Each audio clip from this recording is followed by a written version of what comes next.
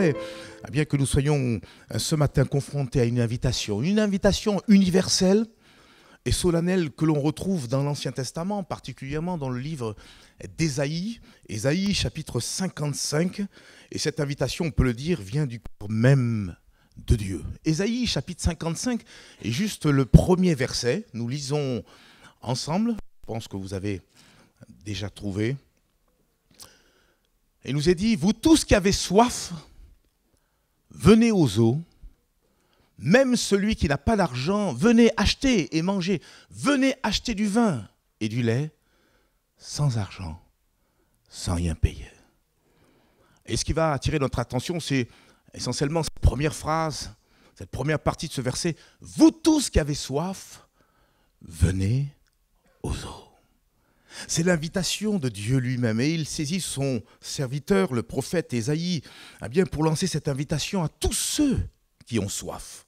Et si tu as soif ce matin, de manière particulière, ce message, il t'est adressé. Vous tous qui avez soif et qui entendez ce message, vous êtes pleinement conviés à vous désaltérer en Dieu. L'invitation de Dieu, on l'a compris, s'adresse ici à l'homme. Et notre Dieu désire non pas seulement étancher notre soif physique, mais vous l'avez compris que cette invitation va au-delà d'une quelconque soif physique, car Dieu est capable pleinement de nous désaltérer pleinement tout notre être. Peut-être y a-t-il une soif sur le plan physique, pour certains. Peut-être d'autres, c'est une soif sur le plan émotionnel. Certains ont soif d'amour. Certains ont soif de paix. C'est peut-être aussi sur le plan spirituel que ta soif est manifeste ce matin. Le Seigneur te dit tout simplement, viens à lui, viens à lui. Vous tous qui avez soif, venez aux eaux.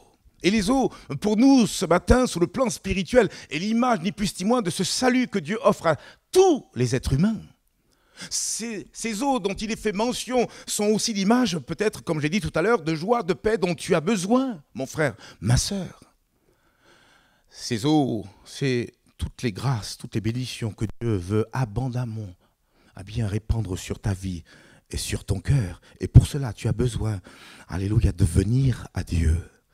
Lorsque Jésus, le Fils de Dieu, est venu sur terre, il est venu pour étancher la soif insatiable des hommes. Jésus est venu sur terre afin de désaltérer le cœur de tous ceux et celles qui avaient soif. Et pour vous donner quelques exemples, j'ai pensé, premièrement, rappelez-vous à cette femme samaritaine, qui habitait dans cette contrée montagneuse de Samarie. Me semble-t-il, suivant le contexte du texte de Jean chapitre 4, cette femme habitait dans la ville de Sichar. Et alors qu'elle partait pour puiser de l'eau dans ce fameux puits, le puits de Jacob, elle rencontre celui qui est la source de vie.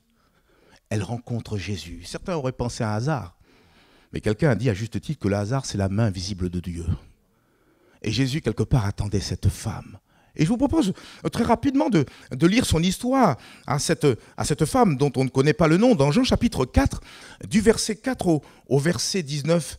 Et il faut néanmoins qu'on puisse se plonger tout à nouveau dans cette histoire, et pour cela, on a besoin de le lire. Jean chapitre 4, du verset 4 jusqu'au verset 19. Nous lisons, « Comme il fallait qu'il passât par la Samarie, il, c'est qui? C'est Jésus.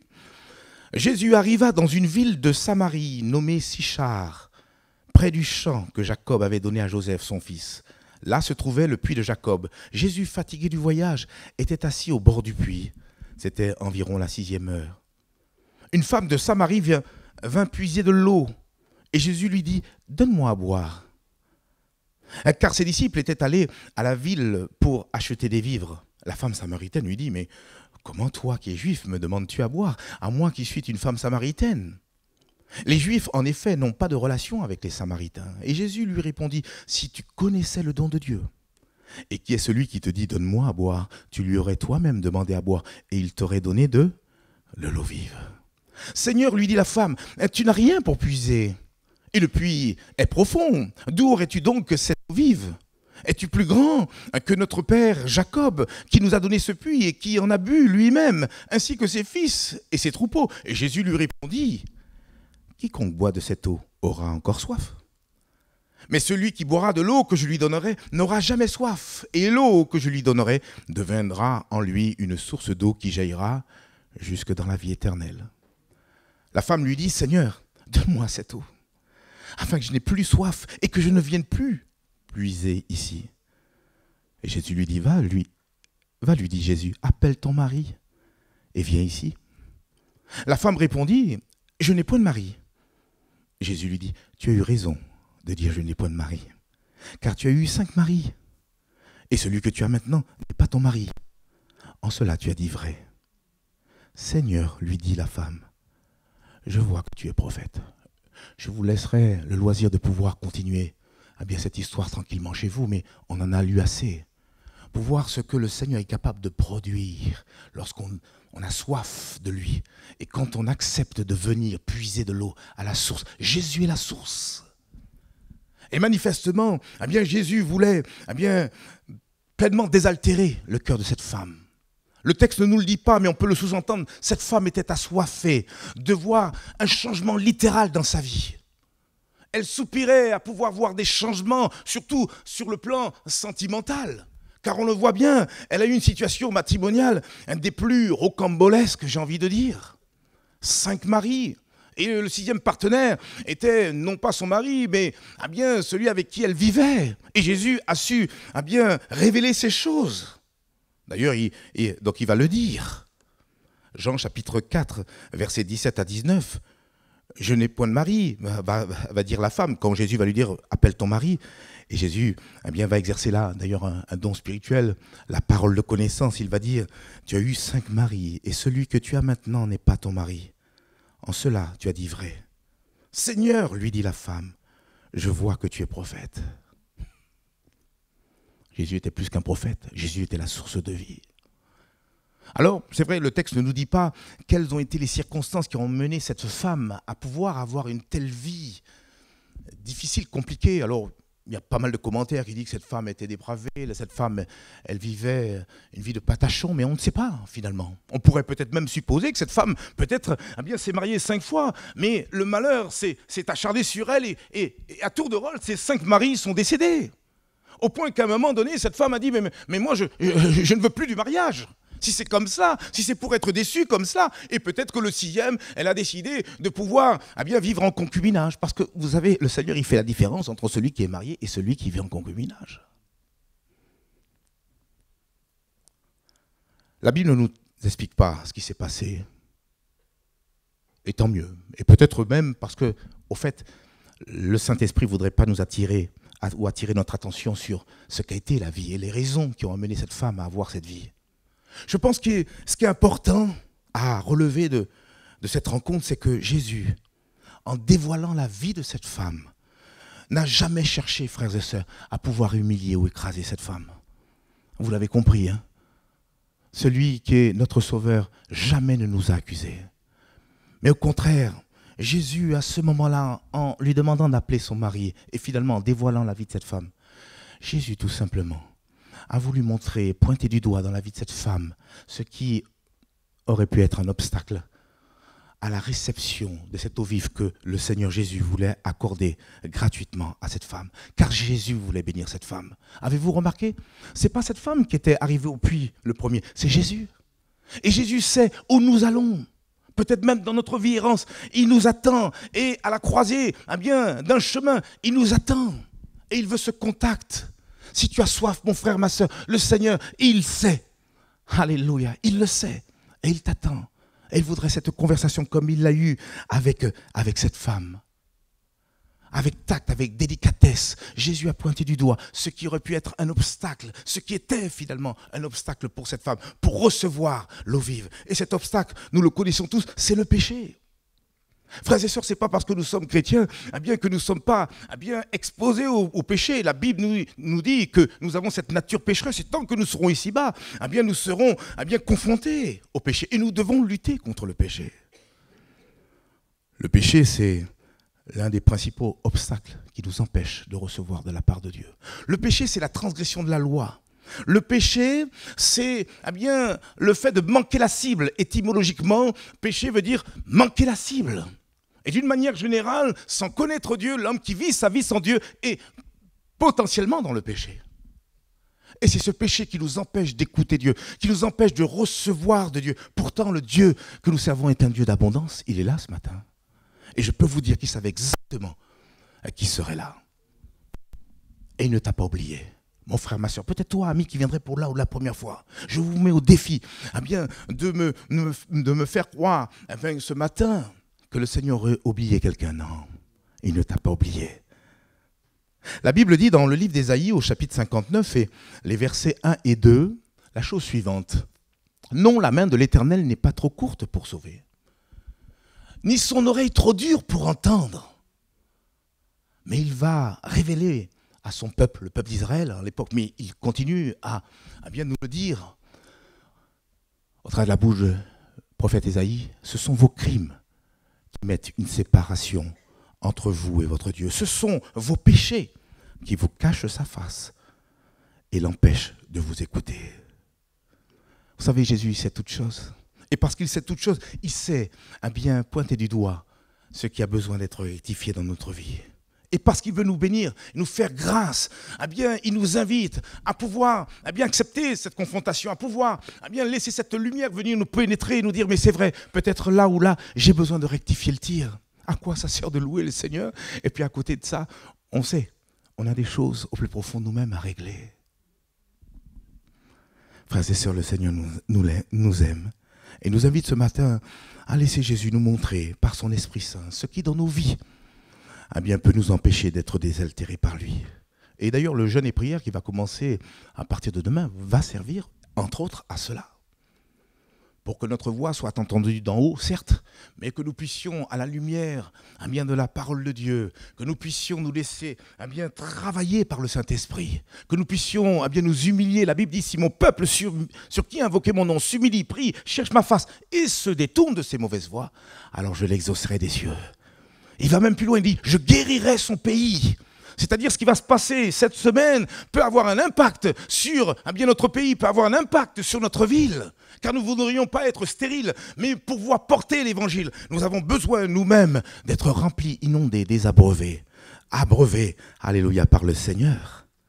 Frères et sœurs, si nous laissons convaincre par le Seigneur, si nous nous laissons toucher par le Seigneur, même quand il pointe du doigt ce qui ne va pas dans nos vies, alors non seulement le Seigneur nous fera grâce, il pardonnera notre péché, il nous relèvera, il nous désaltérera. Vous lirez tranquillement la suite de cette rencontre. Cette femme, elle a été littéralement transformée. Finalement, sa soif a été étanchée. Cette femme, on ne la reconnaissait plus. Elle en a même oublié sa cruche. Et elle est partie vite, annoncer la bonne nouvelle. Elle a vu le Messie. Elle a prêché l'évangile dans toute une ville. Elle a ameuté, frères et sœurs, c'est le cas de le dire, toute une ville vers Jésus. N'est-ce pas ce à quoi nous avons été appelés? Et parce qu'elle était abreuvée de cette eau vive, elle était remplie du Saint-Esprit, animée du Saint-Esprit. Frères et sœurs, quand on est abreuvé à cette eau vive qu'est Jésus, on est désaltéré. On est rempli du Saint-Esprit. On est rempli de joie. C'est terrible de connaître le Seigneur et ne pas être joyeux. Est-ce qu'on est joyeux ce matin? Alors je regarde vos visages. Je regarde, je scrute. La joie de l'Éternel sera ta force, mon frère, ma sœur. Continue la marche, continue la marche. Il y a un autre exemple que je voudrais placer devant vos yeux où on voit le Seigneur finalement réitérer son appel. Réitérer cette invitation. Vous tous qui avez soif, venez aux eaux. C'est lors d'une fête. Et certains savent déjà de quel passage je veux faire mention. Il faut juste tourner quelques pages. C'est dans Jean chapitre 7 et le verset 37. Jésus se trouvait dans le cadre d'une fête qui se passait à Jérusalem. La Bible nous dit dans Jean chapitre 7 verset 37, le dernier jour, le grand jour de la fête, Jésus se tenant debout s'écria, si quelqu'un a soif, qu'il vienne à moi et qu'il boive. Peut-être rappeler un petit peu le contexte de cette fête, on appelle la fête des tabernacles ou la fête des tentes, la fête des cabanes ou bien en termes hébreux la fête de Sukkot. Qui durait d'ailleurs 7 jours. Cette fête se réalisait à Jérusalem. Mais il était question que tous ceux qui habitaient Jérusalem devaient sortir de leur demeure et établir une cabane ou une tente et y demeurer pendant tout le temps de la fête. en souvenir eh bien, de tout ce temps que le peuple hébreu a passé dans le désert, car ils sont restés 40 ans dans le désert, et ils étaient sous des tentes. Et en souvenir de cela, ils devaient eh bien, s'abriter sous ces tentes. La fête des tabernacles était réputée pour être l'une des fêtes les plus joyeuses. Il y avait beaucoup de joie, et il y avait certainement beaucoup de vin. On chantait beaucoup. Mais le Seigneur n'est pas dupe, mes amis. Au cœur même de cette fête, le Seigneur, tel un scanner spirituel, excusez-moi l'expression, pouvait voir toutes les souffrances qu'il y avait dans les cœurs. Vous savez, même ce matin, on peut montrer un sourire et puis peut-être le cœur n'y est pas. Mais on fait l'effort. Vous savez, regardez ce que dit la Bible, Proverbes chapitre 14 et le verset 13. Au milieu même du rire, le cœur peut être affligé et la joie même peut finir par la détresse. Et c'est à l'heure eh bien, que le Seigneur, peut-être par respect pour cette fête, a attendu le dernier jour, le grand jour. Le dernier jour de cette fête s'appelait le grand jour. Et il a attendu ce moment-là. Pourquoi? On pourrait se poser la question, pourquoi il ne l'a pas fait au début de la fête? Parce que justement, ce dernier jour, tous ceux qui étaient dans des tentes un petit peu éparpillées, je ne parle même pas des juifs pèlerins qui venaient donc de toutes parts et qui dressaient leurs tentes, peut-être même à l'extérieur de la ville de Jérusalem. Ce jour-là, le dernier jour, le grand jour, tout le monde devait sortir de leur tente et converger vers le temple. Comme pour eh bien, célébrer une dernière fois le Seigneur, le glorifier. Et Jésus a attendu ce rassemblement de Juifs pour exprimer ce message que nous avons lu dans Jean, chapitre 7, verset 37, pour dire, si quelqu'un a soif, qu'il vienne à moi et qu'il boive. Il s'écria de tous ses poumons, il s'écria, si quelqu'un a soif, qu'il vienne à moi et qu'il boive. Et je fais un parallèle avec nous ce matin.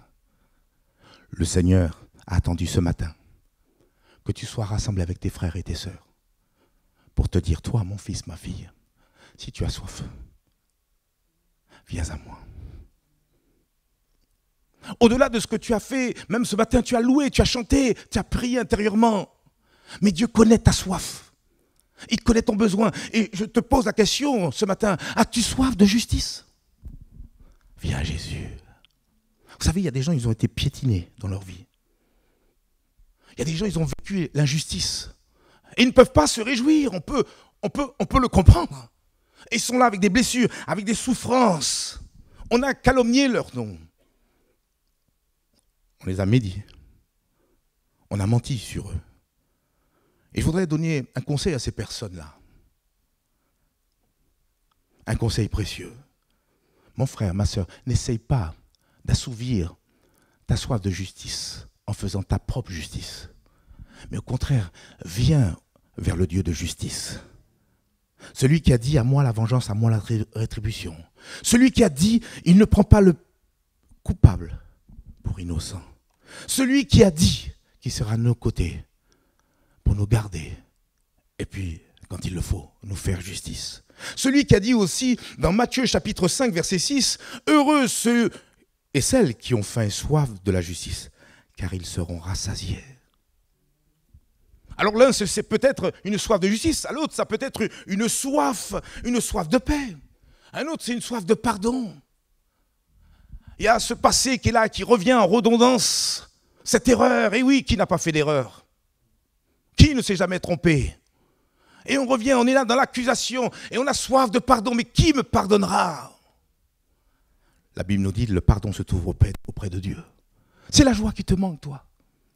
Tu te dis chrétien, mais tu ne comprends pas, et tu admires la joie des autres, et tu as faim et soif d'avoir cette joie. Le Seigneur est là ce matin, et il profite de ce grand jour, ce moment de culte où les enfants de Dieu se rassemblent, pour te dire qu'il est capable d'étancher ta soif, quelle qu'elle soit. Certains ont soif de vérité, soif d'amour, de guérison, de délivrance, de changement, tout comme eh bien, cette femme samaritaine. Viens Jésus, il te désaltera. D'autres, c'est une soif de connaître Dieu davantage. Ils sont passionnés. Seigneur, je veux plus de toi. Seigneur, je veux être bouillant pour toi. Ils désirent ressembler à Christ. Qui désire davantage ressembler à Christ? Ah, des mains se lèvent. Hein. Moi, je désire ressembler. Une fois, je suis fatigué de moi-même. J'ai dit, ah, Seigneur, là encore, j'ai failli. Vous savez, si on ne pêche pas, eh bien, par les actions, c'est par les paroles. Et si ce n'est pas par les paroles, c'est par des attitudes. Seigneur, combien je voudrais te ressembler. Vous n'êtes pas en admiration en voyant Jésus? Comment il agit, comment il se manifeste. Seigneur, te ressembler. Vous connaissez ce petit cœur? Te ressembler, Jésus. Puis il y a un autre passage de ce chant qui dit « Penser, agir, aimer comme Jésus ». C'est ça être chrétien, c'est pas autre chose. Être chrétien, c'est pas « je vis ma vie, je suis Jésus, son idéologie me plaît, sa pensée me... » C'est pas une question d'idéologie, hein. C'est une question de vérité. Mais être chrétien, être enfant de Dieu, c'est être un avec Christ. C'est épouser, c'est avoir les sentiments de Christ. C'est désirer avoir soif de Dieu. Avoir soif, quelqu'un me disait tout à l'heure que très jeune, très tôt dans sa conversion, elle avait désir de rencontrer le Seigneur, de voir le Seigneur. Ça, c'est bon signe. Regardez ce qu'a dit le psalmiste David, psaume chapitre 63, les versets 1 et 2. Regardez cet homme, qu'on appelle l'homme selon le cœur de Dieu, et que vous comprenez, eh bien, qu'il reste néanmoins un homme, puisque lui aussi a eu ses fautes. Mais regardez ce qu'il dit, lorsqu'il était dans le désert de Juda, verset 2, « Ô Dieu, tu es mon Dieu, je te cherche. Mon âme a soif de toi, mon corps soupire après toi. Et dans une terre aride, desséchée, sans eau, il va dire, mon âme a soif de toi, mon corps soupire après toi. » David, au beau milieu du désert, a fait mention d'une soif qui était beaucoup plus grande que certainement sa soif physique. Il était dans le désert, certainement. Ah, mais il avait soif, c'est naturel. Mais il exprime au travers de ce psaume une soif beaucoup plus grande. La soif, alléluia, de Dieu. Avons-nous soif de Dieu, frères et sœurs? Sommes-nous venus par habitude ce matin? Sommes-nous venus pour pointer, excusez-moi l'expression, ou sommes-nous venus pour répondre à l'appel de Dieu? Car jamais, on vient pour X, pour Y, on ne vient pas pour le pasteur, hein. Mais on vient pour Dieu, parce qu'on a compris qui il est. Et on se met sur notre costume, même le chapeau, il me manque le chapeau là ce matin. Mais pour rencontrer notre Dieu, car lui est venu vers nous, car lui s'est révélé. C'est pour cela, frères et sœurs, si cette soif de Dieu a besoin d'être ravivée, justement le temps de jeûne et de prière va servir à cela. Que le Seigneur nous donne à avoir une passion de Dieu plus grande, plus profonde, plus grande. Avoir faim, soif de Dieu. Au point que dès le matin, on va se lever, on va chercher la face de Dieu. On ne va pas s'encourager, allez, il faut que tu lises la Bible. Non, ce sera une joie, on va courir vers Dieu. Seigneur, viens, parle, ton serviteur, ta servante écoute. Seigneur, renouvelle cette soif. Amen. Alléluia. Je ne veux pas être trop long ce matin. Il y a un dernier moment où le Seigneur a aussi réitéré son invitation. Cette fois-ci, d'une manière universelle. Je n'étais pas dans le cadre d'une fête, loin de là. C'était lorsqu'il fut crucifié entre ces deux brigands. Lorsque Jésus était sur la croix. Quelqu'un a dit, c'est là où Jésus a apporté la plus grande et la plus belle des prédications. Ne serait-ce que par ces 7 paroles qu'il a exprimées depuis, effectivement, cette croix. Jésus a aussi réitéré, alléluia, cette invitation. Et je voudrais, justement, de ce moment où, pendant des heures, il était sur cette croix, vous faire la remarque de 2 choses qui vont attirer toute notre attention. La première, c'est que Jésus, la source d'eau vive, a éprouvé la soif. L'une de ces 7 paroles qu'il a exprimées, c'est « j'ai soif ». On peut le lire dans Jean chapitre 19 et le verset 28. La Bible nous dit, après cela, Jésus qui savait que tout était déjà consommé, dit, afin que l'écriture fût accomplie, « j'ai soif ». Et on peut comprendre. Les brigands, les prisonniers qui étaient là crucifiés avaient forcément à un moment donné soif, ils étaient exposés au soleil, ils étaient là dans des atroces souffrances, ils étaient presque au bord de l'asphyxie. Et souvent, les prisonniers pouvaient aussi exprimer des besoins. Et Jésus exprime cette parole, j'ai soif. Et cela me parle que le Seigneur a véritablement partagé notre humanité, frères et sœurs. Il était ici-bas parfaitement Dieu, mais à côté de ça, il était parfaitement homme. Il a connu la fatigue, il a connu la faim, mais il a aussi connu la soif. Et si tu as soif ce matin, il connaît, il comprend, puisque lui-même a exprimé cette parole, j'ai soif. Lui-même a vécu, a expérimenté la soif physique. Mais il connaît aussi ta soif émotionnelle, ta soif spirituelle. Mieux encore, le Seigneur, il a partagé notre humanité. Mieux encore, il a porté nos péchés sur le bois de la croix. La Bible nous dit, lui qui n'a point connu le péché, il s'est fait pécher pour nous. Il a pris ta souffrance, il a pris ta douleur, il a pris toutes tes larmes, il a pris toutes tes soifs, il a pris toutes tes souffrances. On a besoin de comprendre ces choses par le Saint-Esprit. Et ce matin-là, ce Seigneur, Jésus, il te dit qu'il a tout fait pour qu'en retour, toi, tu n'aies plus besoin d'avoir soif. Ou si tu as soif, que tu puisses trouver cette source qui coule, alléluia, de la croix. Vous connaissez ce chant? De la croix, la grâce coule. On a besoin de revenir sur ces vieux cantiques, qui, c'est le cas de le dire, ont été inspirés. J'ouvre et je ferme la parenthèse. Aujourd'hui, on a des chants qui chatouillent l'âme, mais qui n'édifient pas. Le mérite des cantiques sur les ailes de la foi, c'est qu'il y avait une édification. Moi, j'étais tout petit. Et alors qu'on chantait, mais le Saint-Esprit imprimait mon cœur avec des cantiques spirituels. La Bible précise, chanter des cantiques, mais des cantiques spirituels. Et on a besoin, au travers de nos cantiques, d'entendre le nom de Jésus, d'entendre le nom de Dieu. Ce qui est le cas, chez nous, que Dieu soit béni, que Dieu soit glorifié. Mais là, je referme la parenthèse, je suis parti là. Le deuxième point que je voudrais mettre devant vos yeux, c'est... Vous le savez, à un moment donné, il fallait très rapidement savoir si c'est brigands, ces deux brigands, et le Seigneur Jésus, s'ils étaient morts. Et il était question d'enfoncer. Tiens, on va le lire, c'est le mieux. Jean chapitre 19, versets 31 à 34.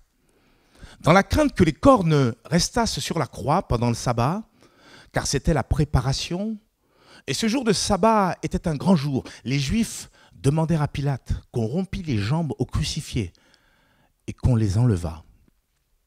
Les soldats vinrent donc et ils rompirent les jambes au premier, c'est-à-dire au premier brigand, puis à l'autre qui avait été crucifié avec lui. Et s'étant approchés de Jésus, là ils ont fait quelque chose de différent. Et le voyant déjà mort, ils ne lui rompirent pas les jambes. Mais un des soldats lui perça le côté avec une lance.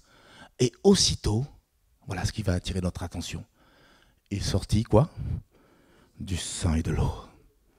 Il sortit quoi? Du sang et de l'eau.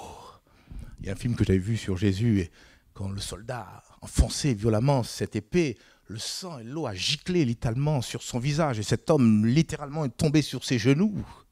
Quelle belle image! Je ne sais pas si ça s'est passé comme cela. Mais pour nous, il y a un enseignement sur le plan spirituel. Le sang, bien sûr, nous parle de cette purification de nos péchés. Sans le sang de Jésus, il ne peut y avoir de pardon de nos péchés. Et il est question pour nous de comprendre ce que Christ a fait à la croix pour nous. Lui, le précieux Rédempteur, il a donné son sang. Et à cause et en vertu de ce sang qui a coulé, nous pouvons en retour être pardonnés de nos péchés. Le sang a coulé, mais pas que du sang, de l'eau.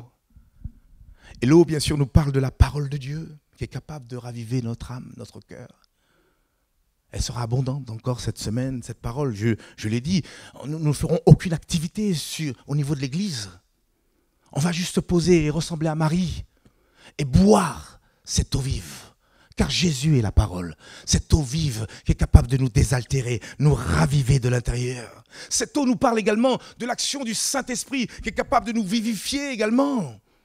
Rappelez-vous ce que Jésus a dit, si quelqu'un a soif, qu'il vienne à moi, et des fleuves d'eau vive couleront de son sein. Et quand il parlait de ces fleuves d'eau vive qui couleraient de notre sein, il parlait de Jésus, du Saint-Esprit plutôt, qui est capable, alléluia, de nous remplir, de nous inonder de l'amour de Dieu, comme ça a été introduit, alléluia, au travers du moment de Sainte Seine. On a besoin d'aimer, de l'amour qui vient d'en haut. Et cet amour, il ne peut être donné que par le Saint-Esprit. D'ailleurs, la Bible dit, dans Romains, l'amour de Dieu est déversé dans nos cœurs par le Saint-Esprit. C'est d'ailleurs l'un des fruits. Le fruit de l'Esprit, c'est l'amour, la joie, la paix, etc. L'eau nous parle, alléluia, de la personne du Saint-Esprit, au travers duquel le Seigneur voudrait réellement nous baptiser et nous remplir tout à nouveau. Que Dieu soit béni. Jésus, certes, est mort, mais la bonne nouvelle, nous le savons. eh bien c'est qu'il est ressuscité, il est vivant au siècle des siècles. Et encore aujourd'hui, le Seigneur réitère cette invitation. Ce matin, le Seigneur réitère cette invitation. On le voit même dans le livre d'Apocalypse. Le Seigneur réitère cette invitation par la bouche de l'apôtre Jean. Et je termine par cela. Apocalypse chapitre 22, verset 17. Et l'Esprit et l'épouse disent, viens. Et que celui qui entende dise, viens. Et encore poussé par le Saint-Esprit, Jean va dire, et que celui qui a soif vienne. Que celui qui veut prenne de l'eau de la vie gratuitement, sans rien payer, comme on l'a lu au début, sans rien acheter. Il faut prendre. Pour être désaltéré, il faut prendre. Et nous prenons tout simplement par la foi. Nous prenons, nous approchant de Dieu. Et ce que nous allons faire tout au long de ces 6 jours, où nous chercherons la face de Dieu. Seigneur, nous avons faim et soif de toi. On a besoin de s'humilier, frères et sœurs. C'est vrai ou c'est pas vrai? Ne nous trompons pas nous-mêmes par de faux raisonnements. Mais nous voudrions être fin prêts parce qu'on le voit bien. Le Seigneur, il est à la porte et il viendra faire la différence. Moi, je ne veux pas, après le retour du Seigneur, me retrouver là. Je n'y serai pas. Je serai là-haut. Amen. Et que chacun puisse parler pour sa part. Et pour cela, il faut que nous ayons une conscience purifiée. Il faut que nous soyons en paix avec tous. Il faut que nous soyons tranquilles et que nous marchions à la suite du Seigneur Jésus. Et être véritablement, ses amis. Pas ses serviteurs seulement, ses amis. Amen. Pour cela, on a besoin d'être abreuvés par cette source d'eau vive. Jésus est la source d'eau vive. Prions, frères et sœurs, le Seigneur. Il nous dit, vous tous qui avez soif, venez aux eaux. Ces eaux, c'est finalement lui-même, c'est sa personne, il est la source de toute vie, il est la source de la vie. Il est capable, par ces eaux, alléluia, nous désaltérer, étancher pleinement toute forme de soif. Et le Seigneur connaît ta souffrance, le Seigneur connaît ta peine, le Seigneur connaît tes luttes, tes combats. Et il te demande tout simplement de venir à lui, de prendre, de puiser en lui cette source d'eau vive qui va te désaltérer, te réconforter, étancher. Alléluia, tous tes besoins, toutes tes soifs, au nom de Jésus. Amen. Seigneur, merci pour ta parole. Merci pour cette rencontre avec cette femme samaritaine. Merci encore pour ce que tu as exprimé au travers de cette fête, mais aussi ce que tu as exprimé dans ce moment solennel, là où tu fus crucifié entre ces 2 brigands. Et tu nous invites, même ce matin, encore à nous tourner vers toi et puiser davantage cette eau vive que toi seul es en mesure de nous accorder. Tu connais les soifs, sur le plan physique, sur le plan émotionnel, spirituel, de mes frères, de mes sœurs, de moi-même, de nous tous, de peut-être même celui qui viendrait pour là où les premières fois.